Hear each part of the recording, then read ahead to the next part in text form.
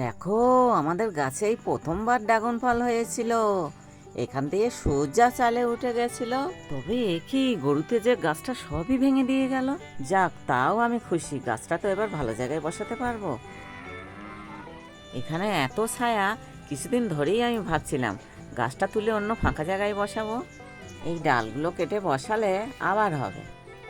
এটা গাছের প্রথম ফল, কেটে আমি খাবো আর সবাইকে দেবো।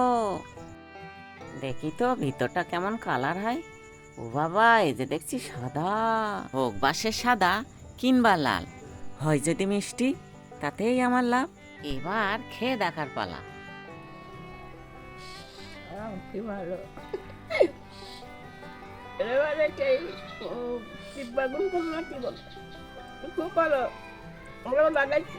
বাচ্চারাও খেয়ে বলছে খেতে যে দারুণ মিষ্টি।